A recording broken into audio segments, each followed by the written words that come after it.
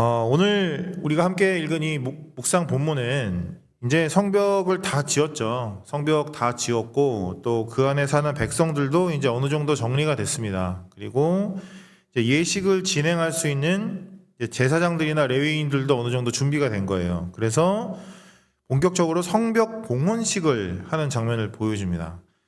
이렇게 봉헌식 과정이 굉장히 복잡하게 지금 설명이 되어 있는 것 같죠. 막 이름들도 엄청 많이 나오죠. 근데 쉽게 요약을 하면 백성을 절반을 나눠서 절반은 오른쪽으로 절반은 왼쪽으로 이렇게 돌아서 결국 성벽의 한 지점에서 만나게 했다는 거예요. 그러니까 온 백성이 절반씩 맡아가지고 성벽을 반 바퀴씩 돌아서 결국은 한 바퀴를 돈 거죠. 그래서 어느 한 지점에서 만나게 했는데 거기가 바로 하나님의 성전 앞이었더라. 이런 그림이거든요. 그러니까 결국은 그 성벽 전체를 어떤 제사의 의미로 하나님께 올려드리는 행사였던 것 같아요. 이 행사를 가지고 봉헌식 이 장면을 놓고 굉장히 많은 메시지들을 우리가 얘기할 수 있겠지만 오늘은요, 이 성벽 봉헌식의 어떤 전체적인 분위기에 대한 얘기를 좀 해보려고 그래요. 이렇게 보시면 어떤 분위기가 좀 가장 분명하게 드러나는 것 같으세요? 쭉 읽으면서 어떤 분위기가 좀 가장 지배적인가요? 성벽 봉헌식은 이랬겠다, 이런 분위기였겠다. 천천히 보시면 가장 분명하게 드러나고 있는 전체적인 분위기는 즐거움이에요. 시작부터 보시면 27절에 이렇게 얘기하죠. 예루살렘 성벽을 봉헌하게 되니 각처에서 레위 사람들을 찾아 예루살렘으로 데려다가 감사하며 노래하며 제금을 치며 비파와 수금을 타며 즐거이 봉헌식을 행하려 하매 이렇게 시작합니다. 그러니까 처음부터 첫 단추가 딱 즐거움인 거예요. 여러 가지 찬송할 수 있는 악기들이 쭉 나열이 되면서 결국은 그것들이 즐거움을 불러일으키죠. 봉헌식이 이제 한창 진행되고 난 후에도 43절을 보면 이렇게 얘기합니다. 이날에 무리가 큰 제사를 드리고 심히 즐거워하였으니 이는 하나님이 크게 즐거워하게 하셨음이라.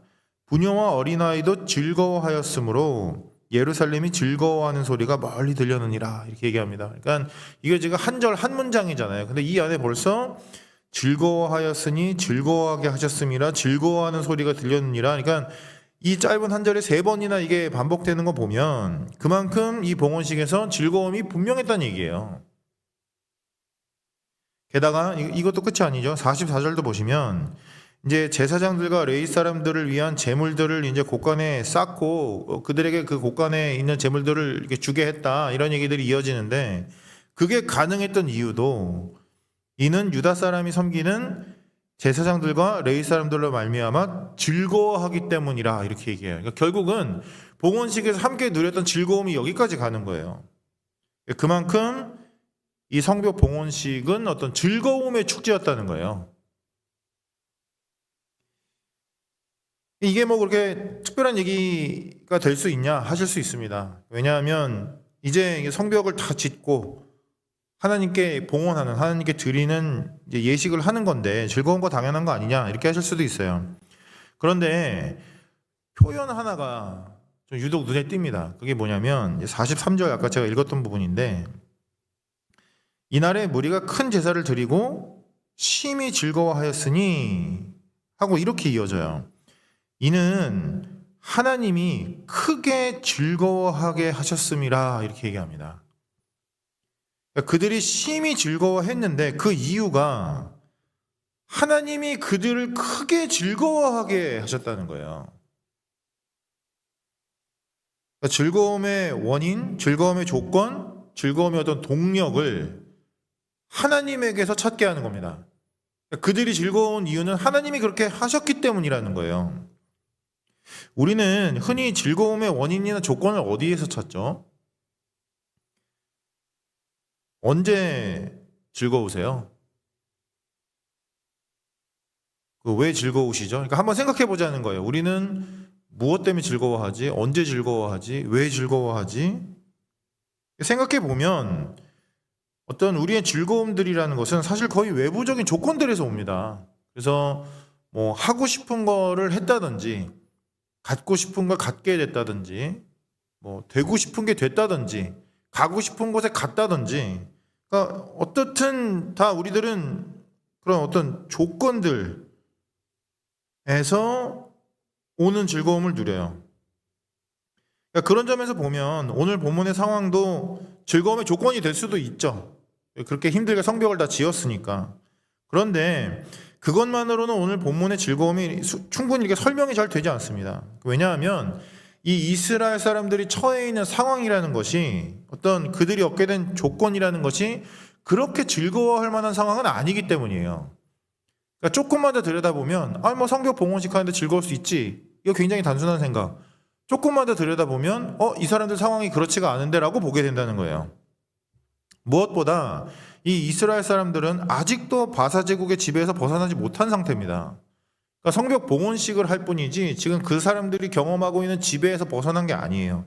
그러니까 바사 제국에서 포로로 끌려갔다가 자기들 땅으로 돌아오기는 했지만 그들은 완전히 탈출한 게 아니었어요. 여전히 지배 아래 있었다고요. 그래서 성전과 성벽을 짓는 동안에도 계속 그 제국의 눈치를 보면서 그 제국의 왕의 조서를 따라 이걸 지었거든요. 그러니까 별로 나아진 게 없는 거예요. 그런데다가 외부의 방해나 공격도 사라진 게 아니었습니다. 성벽을 다 지었다고 해서 다 사라진 게 아니에요. 다 너희 편이야 라고 끝난 게 얘기가 아니에요. 여전히 외부의 공격과 방해가 남아있는 상태예요. 성벽만 지은 거예요. 뿐만 아니라 이스라엘 백성들의 상황도 그렇게 나아진 게 없습니다. 물론 이게 우리가 지금 묵상하고 있는 앞부분을 살짝 보시면 이제 에스라를 통해서 어떤 영적인 각성과 부흥이 일어나긴 했지만 느헤미야의 이제 마지막을 이어지는 이야기들을 보면 여전히 이스라엘 사람들은 죄악의 쳇바퀴를 돌아요. 여전히 죄에 찌드는 백성이거든요. 나아진 게 없는 거예요. 여전히 제국의 지배 아래에 있고 여전히 외부의 공격이 존재하고 있고 여전히 내부적으로 타락이 있어요. 그러니까 어떻게 즐거워할 수 있냐는 거예요. 이런 상황에. 그러고 보면 이게 단순히 이 본문에 등장하고 있는 이스라엘 사람들만의 상황이나 문제가 아니라는 걸 알게 됩니다. 우리는 지금 어디에서 즐거움을 찾고 계시죠? 그리고 이 질문을 사실 드려보고 싶어요. 사실 아까 제가 질문을 드렸을 때도 이 생각을 하셨을 수도 있는데 최근에 정말 속 시원하게 웃어본 적이 언제세요? 그러니까 정말 속 시원한 웃음이 얼마나 가시던가요? 잠시의 즐거움? 그게 얼마나 가던가? 그게 언제였던가? 내가 처해 있는 상황이 달라진 게 없는데 여전히 그대로인데 뭔가 잠시 되는 것 같아서 막 즐거워하는 것 같아도 돌아보면 또 그 자리에 있는 거예요. 이게 느헤미야 시대의 이스라엘 사람들이 처한 현실이었고 오늘 우리가 처한 현실이라는 거예요. 뭔가를 즐거워한다는 것이 쉽지 않고 잠시 웃는 것 같아도 또 제자리에 돌아와 있는. 그런데 하나님이 그런 그들에게 그리고 오늘의 우리에게 즐거움을 주신다는 거예요. 우리의 조건으로는 도저히 얻을 수 없고 누릴 수 없고 심지어 유지할 수 없는 그 즐거움을 하나님이 주신다고 말씀하시는 겁니다. 하나님께서 그들에게 그 시대의 그들에게 그리고 오늘의 우리에게 어떻게 그게 가능하게 하시는지 하나하나 찾아보게 되는 거예요. 일단은 오늘 본문에 등장하고 있는 이 봉헌식 사건 자체만 놓고 좀 자세히 살펴보면 무엇보다 말 그대로 하나님께서 이렇게 불어넣어 주시는 즐거움이라는 게 있어요. 하나님이 넣어주시는 거예요. 우리가 정말 잘 알고 있는 성령의 9가지 열매가 있죠. 너무나 잘 알고 있는 사랑과 희락과 화평과 온유와 절제 그 9가지 열매 중에 순서상 두 번째 열매가 뭔지 기억나세요? 희락입니다. 희락. 즐거움이에요. 우리 안에 내주하시는 성령의 열매 중 하나로 즐거움을 주신다는 거예요. 이게 성령의 9가지 열매에 대한 이야기가 이게 너무나 우리가 익숙하기 때문에 그냥 후루룩 읽고 지나갈 때가 많지만 이게 정말 쉽지 않은 얘기예요. 왜냐하면 우리가 누리는 즐거움의 근원을, 그러니까 우리가 즐거워하고 희락을 갖게 되는 원인과 이유를 하나님으로 바꾸란 얘기예요. 강권하시는 거예요. 우리가 막 즐거워하고 기뻐하는 그 이유가 우리 안에 내주하시는 성령님이 우리에게 주시는 열매라는 거예요. 즐거움을 얻어낼 수 있는 어떤 외부의 조건을 만들기 위해서 나는 이게 돼야 즐겁습니다. 나는 이걸 해야 즐겁습니다. 나는 이걸 가져야 즐겁습니다. 라는 어떤 외부의 조건을 만들기 위해서 그것을 달성하기 위한 하나님의 도움을 구하는 자가 아니라 오히려 즐거움의 유일한 근원이 되시는 하나님께 매어달려 그 열매를 받아먹으란 얘기입니다. 그러니까 오늘 우리가 이 새벽에 갖고 나오는 기도 제목들을 돌아보게 돼요. 그 기도 제목이 성취되었을 때 얻게 되는 즐거움을 우리는 누리려고 하죠. 그런데 은연중에 그 기도 제목을 통하여 하나님을 이용해 먹으려 하거든요. 내 즐거움을 위해서. 그런데 우리의 즐거움의 철저한 근원은 성령의 열매, 하나님께 있다는 얘기입니다. 그걸 누리라는 거예요. 게다가 고난을 이겨낸 즐거움이라는 것도 있습니다. 오늘 본문을 보면 그렇죠. 아주 긴 고난 끝에 찾아오는 어떤 완성. 그런데 이건 단순히 뭔가 우리가 어려운 상황이 가운데 있었지만 그게 해결되었다 정도의 얘기가 아닙니다. 오히려 하나님이 주도하시는 큰 이야기 속에서 고난의 의미를 새롭게 이해하게 하시는 거예요. 그래서 보시면 오늘도 시간이 되시면 오늘 묵상하고 있는 본문의 약간 앞쪽을 한번 보십시오. 에스라가 가르쳤던 말씀을 통해서 하나님이 얼마나 지금 큰 일을 이루어오셨는지를 쭉 설명하고 난 다음에 지금 이 봉헌식이 오는 거거든요. 하나님이 지금 뭘 해오셨는지.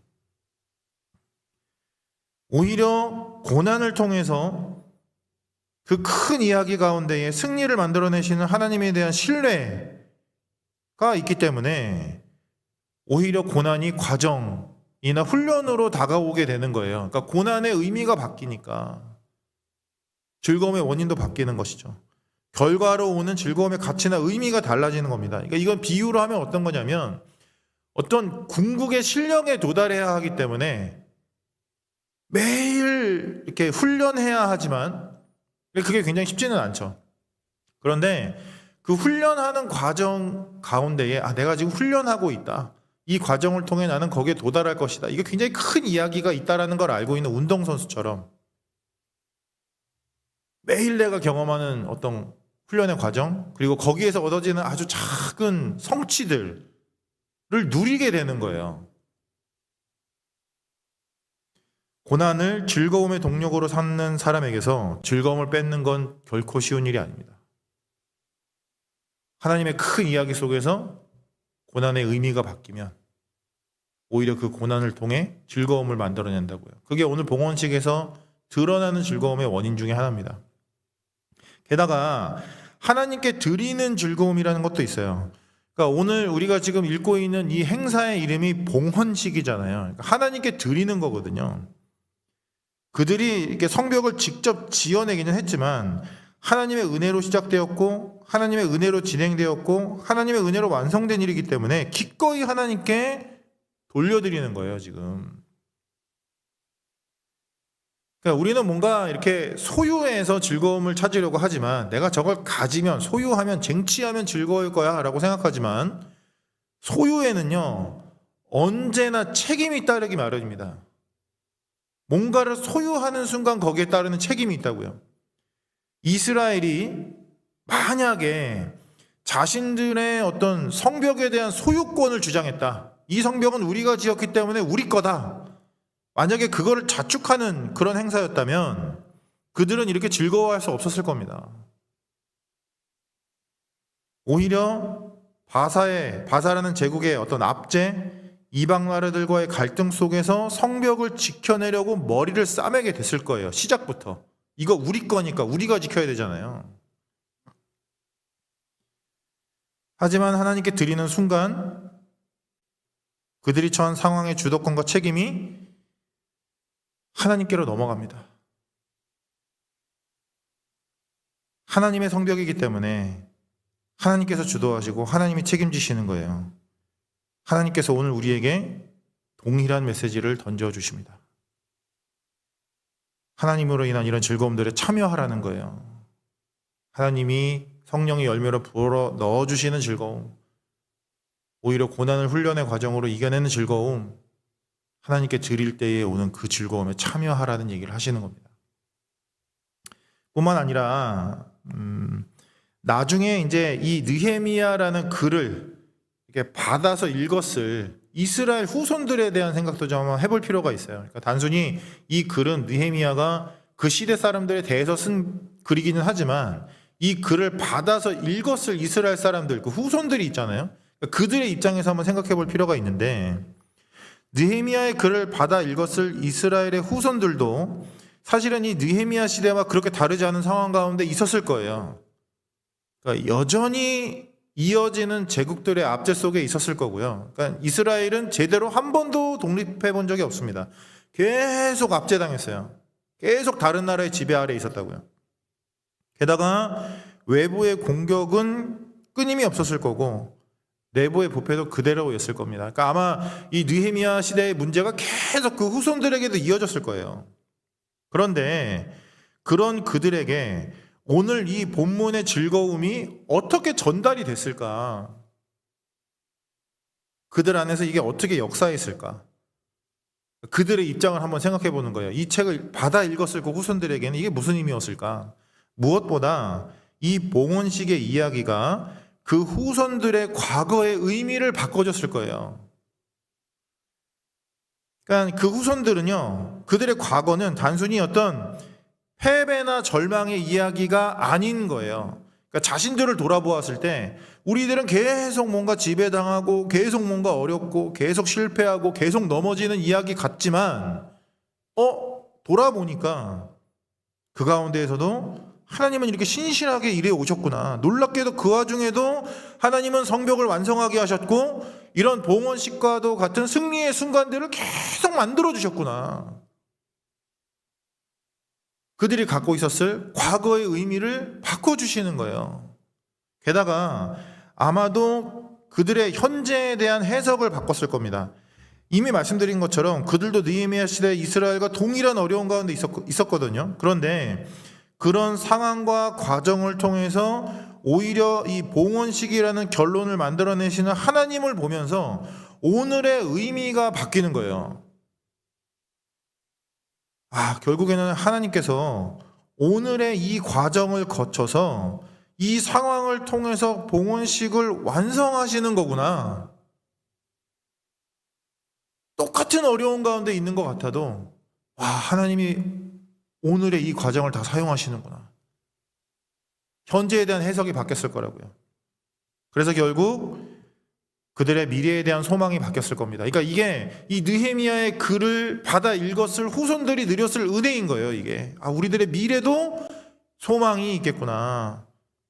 과거 그들의 봉헌식을 통해 장차 자신들에게도 다가올 봉헌식을 소망하게 되었을 겁니다. 우리에게도 그게 올 거다.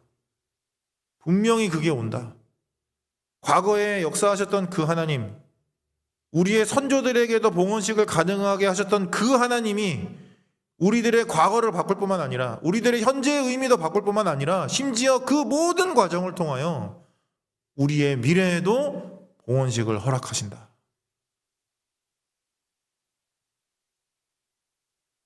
결국 오늘 우리가 같이 묵상하고 있는 이 본문의 즐거움이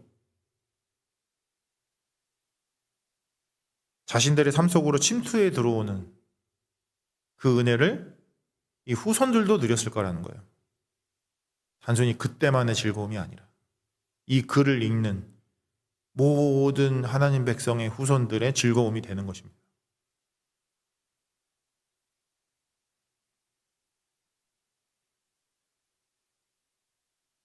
놀랍게도 이제 우리 차례인 거예요.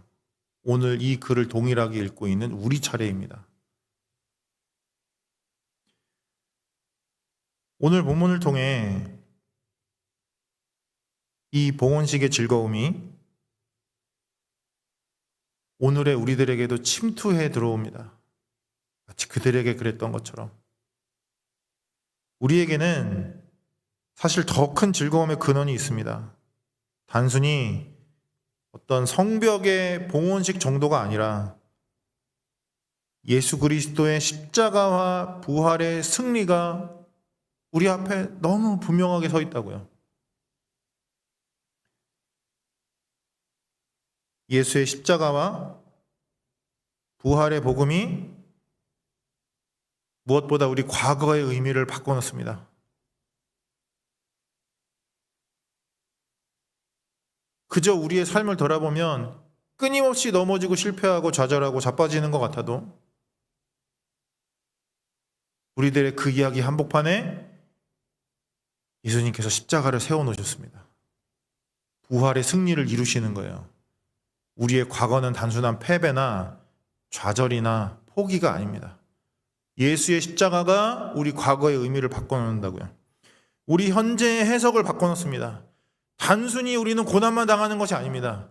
이 고난을 통하여, 이 십자가를 통하여 반드시 부활의 승리를 완성하시는 예수 그리스도의 십자가가 오늘 서 있다고요. 우리의 미래의 소망도 바꿔놓습니다. 부활의 영광이 우리의 것입니다. 예수 그리스도께서 우리의 첫 열매가 되어주십니다.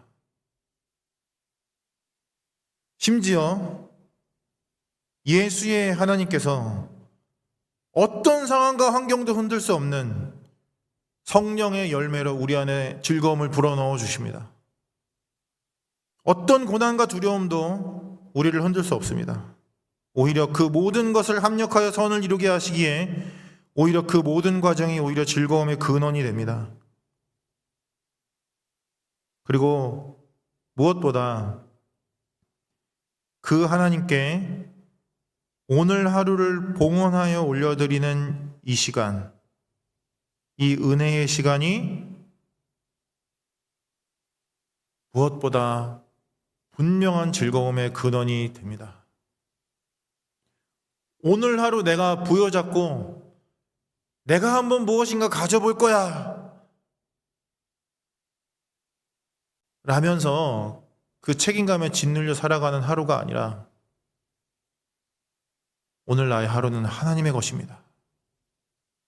마치 봉헌식처럼 이 예배와 함께 이 시간과 함께 하나님께 봉헌하여 올려드릴 때에 하나님께서 부어주시는 은혜와 즐거움이 있다고요. 그게 오늘 이 시간 우리가 함께 말씀을 나누고 은혜를 나누는 이유입니다.